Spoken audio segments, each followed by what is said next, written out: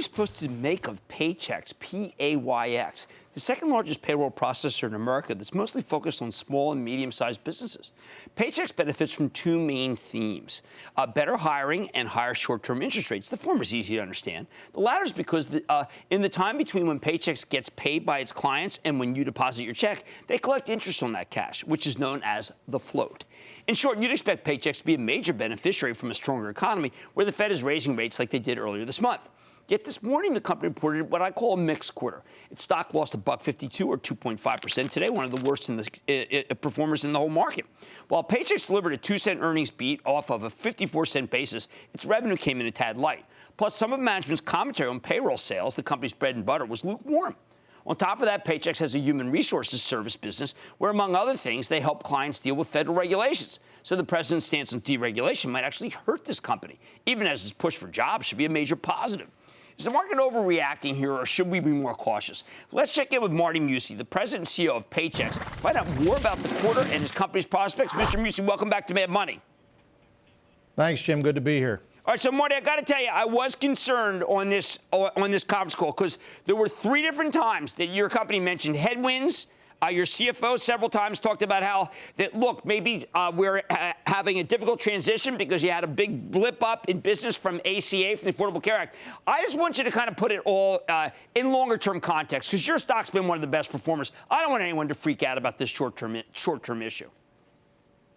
Well, thanks. I think you're right. Look, I think sales were, flattish from last year in the mid-market. Our small market growth was still good. It was still strong. The mid-market was a little bit slower, and it's because last year we really did see a ramp-up of not only ACA product sales, but payroll as well. So we think it was a little bit sluggish in the quarter from what we expected compared to last year. And but I think, hey, we're still going strong, and we're feeling good about it. I mean, to me, what is the lever that I want at this stage in the economy is job growth, is small business formation.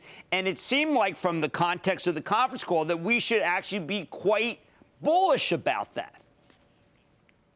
Well, we should, Jim. The last 3 months, the small business index of Paychex has shown job growth, but we're now back to flat to last year in job growth across the U.S. for small businesses. So it's coming back, but it's not been huge yet. The optimism is turning into jobs, but I think it's still got a little bit of a ways to go, but we're going to benefit from that when it happens. When will the comparisons get easier versus the Affordable Care Act bump that you saw?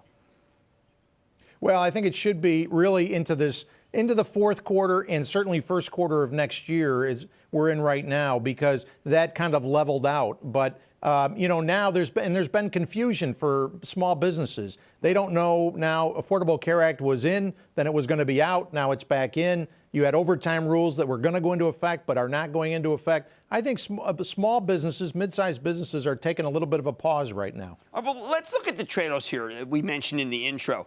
It is absolutely true that deregulation is going to help small and medium-sized business. You and I know that. Every business person knows that. Yep. But at the same time, more regulations make it so I got to turn to Paychex. I mean, I use Paychex because I can't figure out the regulations, and you know that. That's why I'm a client. I mean, I have to tell you, if I could figure out the regulations, I probably would want to do it myself. Will it be complex enough to still want to use Paychex, but easy enough that you'll still want to start or expand a business?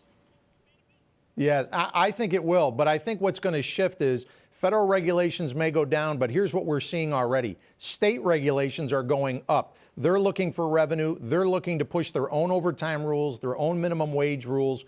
And it's getting very confusing, maybe even more confusing for small to mid-sized businesses. And so they're turning to us because if you're a multi-state employer, which many are, it's going to get even harder than when the Fed had regulations. All right, that's really important. And then also, of course, we want to talk about rate hikes are the equivalent of free money for you, right? They had a couple million this last one. Next one and the next one going to do similar to your earnings?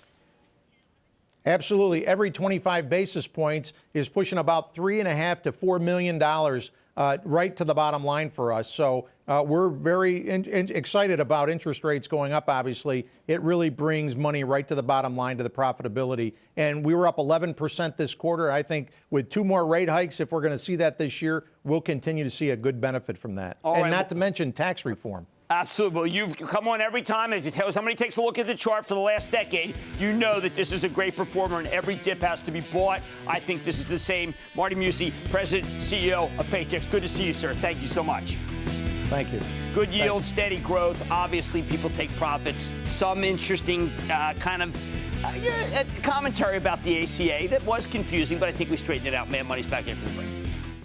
Booyah! Jim Cramer here from Mad Money. Thanks for watching CNBC on YouTube. Click here to subscribe and get the jump on my exclusives with CEOs, plus market news, investing advice, and a whole lot more.